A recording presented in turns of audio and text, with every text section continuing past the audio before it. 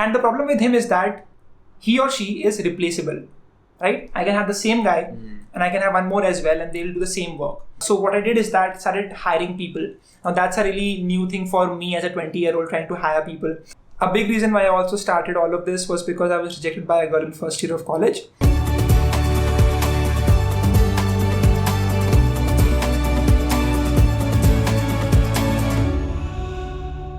Hello everyone, welcome to the series Conversation with Kushal once again.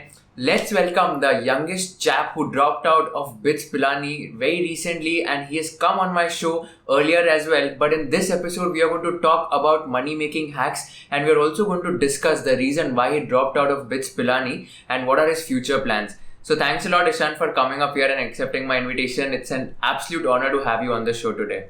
Thank you so much, bro, for inviting me here. I'm super excited to be here. I have been watching a lot of his podcasts with some amazing industry stalwarts, and I'm just really honored to be here with you. Thanks a lot, man. So I saw your recent video of BITS Pilani where you just mentioned that you have quit your college and you are now going to get into full-time content creation and you have a lot of side projects going around. So first things first, what was the main trigger of dropping out of college and how tough was it for you as a person to convince your parents that you want to drop out of college? Because we the Indians come from a traditional background and it's very difficult to convince our parents for something like this, dropping out of a college for following our passion. So how was this overall journey? So dropping out of college wasn't like an impulsive decision. This was something that you'll have to understand when you go back to 2019, 2 to 3 years before me taking this decision in 2022. So that was the time at which I wanted to get into IITs. That was my dream. I will work really hard and I'll get over there. I used to spend 10 to 15 hours just studying, going through as many problems as possible. I attempted JEE mains. I was able to pass that. I went into JEE advanced. I was not able to, complete that. I didn't get enough marks to get into the top IITs. And because of that, I just wasn't in the right state of mind. I was depressed, and my parents had invested a lot of money into my education and they had big expectations from me, and that obviously did not resolve into me being into a big institution. And that's when I realized that I have to do something. I had that itch in myself that I could not get a big name on my resume, but what else can I do in my life that will make me and my work worthwhile, right? So that's when I went for the BITSAT exam. I got myself into BITS Pilani Goa campus, and I was doing electrical engineering over there. Electrical engineering is not something that I'm passionate about, but I just wanted to get into college. I have listened a lot of podcasts of entrepreneurs who have gone through degrees that they are not using in their careers. So I was like, at least I'll be able to interact with people who are doing amazing things in my college particularly. I also got an option to get into VIT, CS degree in VIT, but I ended up choosing BITS Pilani because I thought the crowd would be better, which was actually true. So that was my thinking process back in 2019. Then I started going into college. I had an amazing time interacting with amazing people like, Curious Harish is one, Mehul Mohan is also there, Strategy founders who we met today as well. So all of these people were building something really interesting that they were passionate about. And that gave me a very different perspective about what opportunities are available and what all you can actually pursue. I had a dream that I will get into a college, I will focus all of my energy into programming, and I will prepare for coding interviews, and I will pass that interview and I'll get into a big fan company, right? Facebook, Amazon, Google, whatever it is. Yeah. So that was the dream. When I went into my college, I saw amazing people that I just mentioned. And so I thought there's a lot more that I can do than just be an employee in a company. And that is what got me started into the field of upskilling myself and finding opportunities. So the first year, second semester, I got myself my first internship. This was after the pandemic had hit. This was in April 2020. And I got it like a 5,000 per month internship as a social media manager. I used to manage Facebook ads for a particular brand. And that sort of was the start of my journey. Over the next 2 years, I spent a lot of time into improving myself, both my communication ability as well as my hard skills. For example, programming, for example, video editing. So I made sure that I'm upskilling and I'm applying my skills in my work as well. Right? So for example, getting freelance clients. For example, starting my own agency called as MarkitUp, which I started 1 year ago. And I have learned a lot in that process. Then came 2022. That's when the pandemic was over and the college called us back. These 2 years, I have been heavily just focusing upon upskilling, getting opportunities, and helping people out on YouTube. So this was my mindset. I went into college in March 2022. I was not sure that I'll be able to manage everything, but I thought it's at least worthwhile to give it a shot. I went in and I tried my best to manage college academics. I had exams going on, as well as my YouTube video schedule, MarkitUp, handling all the clients, getting more clients as well, growing the business.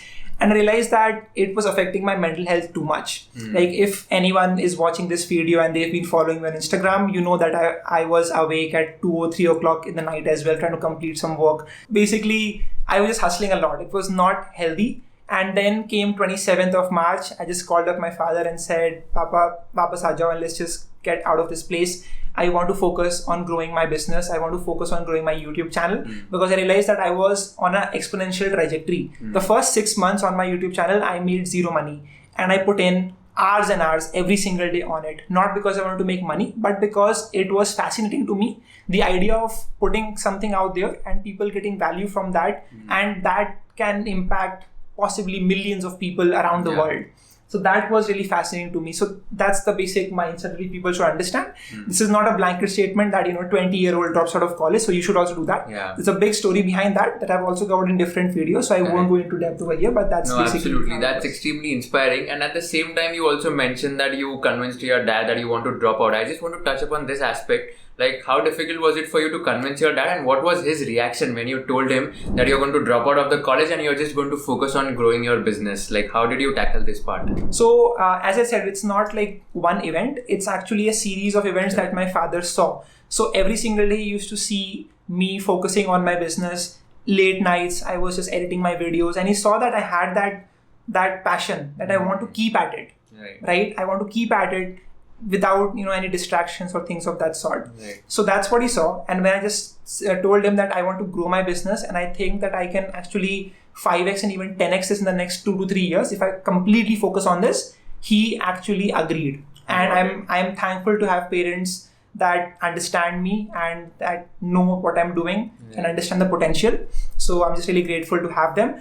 We come from a very traditional household. My grandfather was a bus driver, and so he tried his best to get my father into the best colleges and education possible, and that's what he also wished for me. Of course, I was able to outgrow all the opportunities that I got, and that's where we are right now.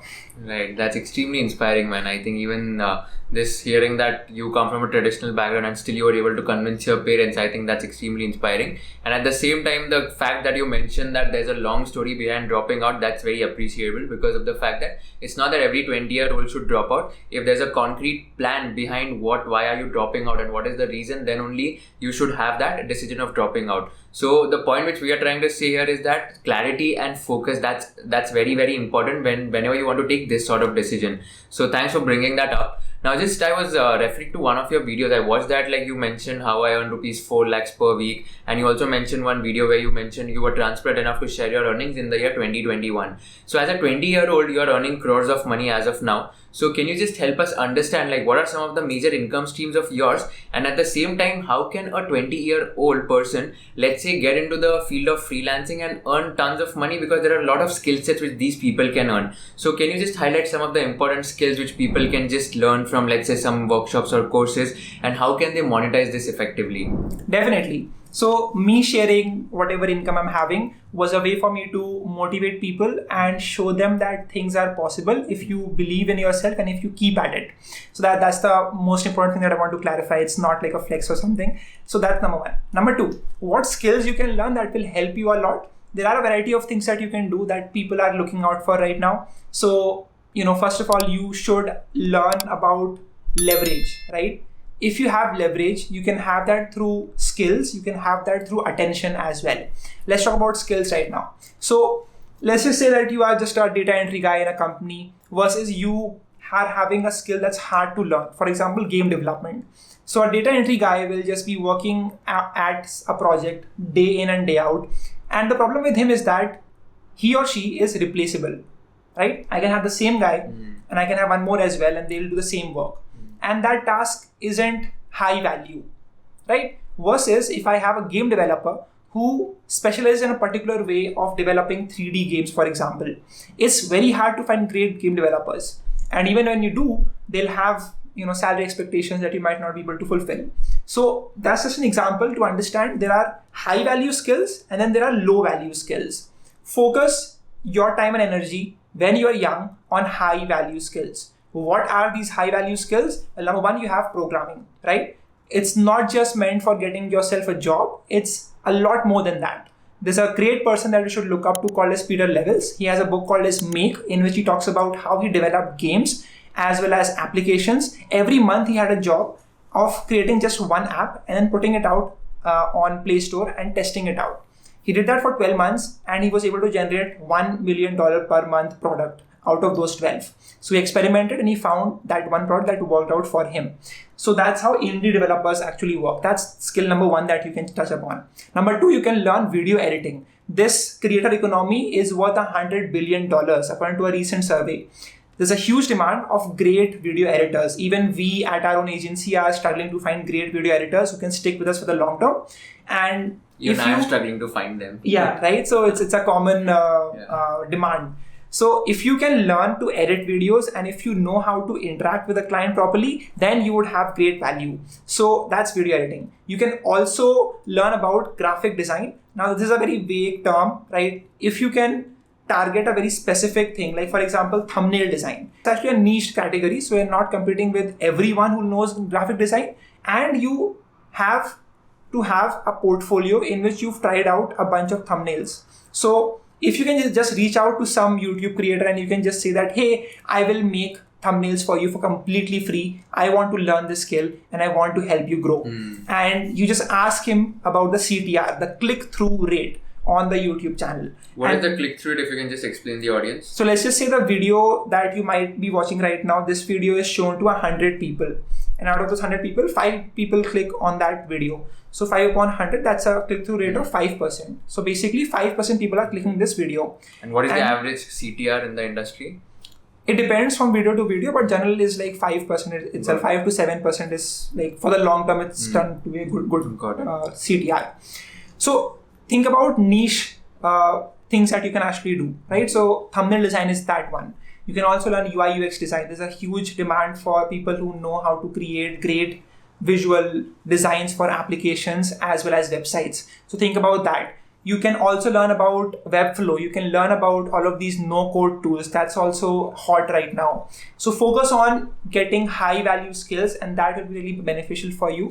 And also, you should take a look at this book called as The Almanac of Naval Ravikant if you want more information on the same. So yeah, that's what I would say. Right. No, I think that's again very inspiring as well, because a 20-year-old person learning all these skills, I think that's very important for a person to understand these skills can be learned, and at the same time they can be monetized as well. Like we have a clear-cut example sitting in front of us who have already developed and learned all these skills, and he's able to monetize it in a very effective manner. The next question which comes to my mind here is that when you're monetizing on all these skills and you're earning like crores of money in 1 year itself, so what is your thought process when you say like you need to manage so many things at the same time? Let's say like you're also focusing on your YouTube creation, you're also focusing on your agency where you're trying to get some new clients each and every day, each and every week.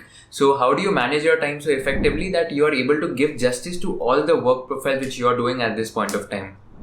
So in the beginning, it was just me working on all of my tasks. So back in 2020, when I was just getting started, the day used to start out with me learning to code. That was the first task I used to do. Second task, I was actually working at a BITS startup in the growth marketer role. So I would learn about email marketing. I would learn about, client onboarding processes. So I would focus my noon in that particular area.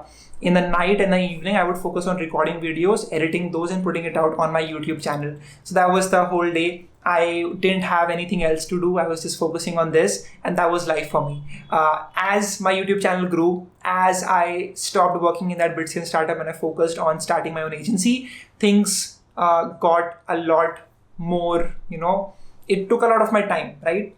So what I did is that started hiring people. Now that's a really new thing for me as a 20-year-old trying to hire people. I got myself a co-founder, Saransh, who is sitting right there, and we together started MarkitUp. And the goal was to hire people so that we can distribute work. Initially, we did everything ourselves, putting videos out there for all the clients that we are working with. And that was a really interesting experience. But delegating is a really interesting thing. I also talked about it in a LinkedIn post, which worked really well. So this thing is what you would learn over time. Of course, if you're watching this video right now, you don't need to worry about it. Just do everything yourself. Don't try to get an assistant or something. I am doing this after 3 years of working at it continuously. But once you get to this stage where you have too many things to handle, you're getting like 100 emails every single day. Yeah. You have like 15 clients to manage, clients whose videos are not as good, edited as well. Don't worry about all of these problems. Once you have them, you will be able to solve those as well. Just focus on hiring people who actually want to work with you for the long term. Yeah. They're not just here to include you in their resume, saying कि वो मैंने ईशान शर्मा के साथ काम किया. Find people who are long term and play long term games with them. So tell me one thing now about your hiring this set of people itself. For any organization, it's very important to spend time on hiring. Like recently, so guys, like we are also launching our book called as The Unicorn Secret, and we both interviewed Mr. Ashwin Damera, who's the founder of Editors, and he mentioned a beautiful fact that any founder should spend almost 60 to 70% of his time in hiring the right set of people, because you're going to work with them for the rest of your life, and that's very important. So Ishan, my next question to you is like, how do you go about hiring the right set of people, and how do you get to know that he or she is going to stay with you for the long term, or he or she is going to stay with you for the short term? So how do you go about all this process? So it's a very much testing game. So you'll have to test things out. We didn't find that one person who would stay with us for the long term. So for example, that one person is Simon from our team. We hired a lot of people in between. He was also hired as a graphic designer. How big is the team right now? I think it's about 15 people, right? Yeah. So 15 people are working over here. So in the beginning, we hired Uday, we hired a bunch of other people as well. And then we hired him as a graphic designer. We didn't expect that he would become such a big part of the team right now and handle all the clients that we are working with. So slowly what happened is that it turned out that he was interested in our day-to-day operations as well. So he himself was proactive enough to reach out to us saying that I'm doing all of this design work for your Instagram, but I'm interested in a lot more than just this. And I want you to give me an opportunity and trust me with it. And we've seen that he was doing great work on our Instagram. So we gave him some part of the work and we saw how well he was doing it. And we saw the dedication that he had, right? There's like a hunger that you can see in someone who is working at something without the thing कि मुझे पैसे मिले तभी मैं काम करूँ and all that, right? In the beginning, for example, if you don't know, I worked at a BITS startup for 6 months for completely free, did not charge a single penny, but I learned a lot in the process, right? And I'm thankful to the founder who allowed me to do that. That's what I saw in that person, and right now Simon is the main client manager in MarkitUp, helping all of the clients and looking after the operations. Right. And after hiring the right set of people, I think it's equally important to go on the execution aspect, because like a lot of people have a lot of different ideas, but the differentiating factor between a successful founder and an unsuccessful one is the way he or she executes any given idea. So how did you go about executing that? Like, what are some of the challenges faced when you initially started MarkitUp, and how did you tackle these challenges? So initially the problem was that, of course, we didn't know who are the right people to hire. That was a big problem for us. Number two, we were not so confident in the prices that we were pitching. We thought these were too high. So basically what happened is that we tried to learn a lot about this. I had like a mentor who was working with me for other projects. And I talked with him about, how do you price your services? And he said that this is not like a SaaS system in which you know the exact cost that you would be having. This is like a services thing, right? You are trying to understand the worth of human effort. And human effort can be, $1 per hour. It can also be $1,000 per hour. It depends on you and the client that you're pitching to. Correct. So we worked on like an auction type of a model. We used to start with any arbitrary number that we see fit. And thankfully the client that we were pitching to accepted that number. So we tried to bump that up as we got more clients. And here we are. Right. Again, that's extremely inspiring. And I think it's very tough to, negotiate with the clients and like come up to the final solution. And then finally, like these challenges, once you tackle them, and I think you're like on the growth trajectory once you tackle all these challenges. So thanks a lot for sharing your story of how you built MarkitUp as well. And let's say like just towards the end of the conversation, just wanted to ask a couple of personal questions as well. So how do you, let's say, manage your entire routine, and what's like a typical day looking like in the life of Ishan Sharma? So like right from waking up to sleeping schedule, what's that? So recently I've been traveling a lot. So because of that, I don't have a particular schedule of mine. I just plan things on the morning because I'm traveling. But normally when I'm at my home, what I do is that I start out my morning with a morning walk. I go out for a walk. I have coconut water. I get back. I go to the gym. I work out for about 30 minutes. I'm trying to improve my physical fitness, which I haven't been looking after for the past 2 years, which is again a very important lesson. So I focus on that. Afterwards, I get back home and I get ready for the day. Start out by recording a couple of reels just to get some motivation up that, okay, I've done some work. Reels are comparatively easier to record than long form videos, even you would agree with that. So I do that. Once that is done, I get some lunch. I think about videos to create. I go through some brand deals, negotiations, writing scripts, confirming that with the brands, and then working over there. So are you the one who handle like all those brand scripts and all as of now? So far, I am the one who's doing that. I have hired an assistant who would be helping me out from this week itself. So, but of course, I am trying to delegate tasks. I'm trying to hire more people. So I have to go through my emails and find better people. So that's one thing. But once that is done, I focus. My evenings are generally more about trying to see which more clients that we can pitch. How can we grow MarkitUp? So that's what I focus on, looking at all the WhatsApp groups and seeing what progress is there. So that's what we focus on. Afterwards, the next part is more towards learning. So I always have a podcast or a book that I'm going to listen to. I go out for a walk in the evening. So I did this like a nice trail. So I go through that. And that's basically what my evenings look like. The night time is generally for reflection. Maybe I'll tweet something random. I'll get on calls with some friends. And that's basically how my day goes. Like everyone wants to know, so just tell us about your love story as well. So do you have a girlfriend, or like what are your thoughts on that? I think I'm single by choice, and I want to focus on growing MarkitUp to a sustainable point at which I don't have to put in all the effort. I'm looking at at least generating a revenue of about like 50 to 100 crores, and once we can do that per year, then I can focus towards other things. But I think this age is more towards focusing on your career, on your growth of your business if you are doing that. Got it. And what's your long-term game like? Long-term game is going to be product. It's going to be tech. And recently we've hired a 15-year-old developer, and that guy was too passionate to work with us. He was just like, I just want to work with you. I have a ton of ideas and I want you to, brainstorm with me and try to build something interesting.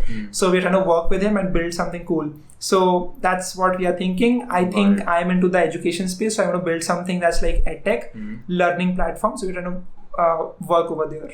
Got it. Lovely. And last question from my side. So tell us one thing that no one knows about you. You've not revealed it in your Insta story, in your on your YouTube video, and you're going to reveal it today, to the audience. Most of you don't know that a big reason why I also started all of this was because I was rejected by a girl in first year of college. I don't talk about this anywhere because this is not like a replicable thing. It's not like a recipe, right? So like some people can become Kabir Singh after that. Some people can become GigaCharts after that. So I chose the GigaChart path, and here I am today. So just focus on your work and don't get distracted, at least when you're early on in your career. That's what I would say. Lovely. I think this was very, very inspiring, and I'm sure that girl is going to face a lot of guilt after rejecting you after watching all your videos as of now. But just jokes apart, I think this entire episode was very, very inspiring personally for me as well. When I look up to you, it feels like just to give my more and give my best each and every day. So lots to learn from you. And thanks a lot for taking out your time. It was one of the amazing conversations which I've had. So thanks a lot for your time again. Thank you so much, Kushal, for inviting me here to your place. And thank you so much for the podcast. Thanks.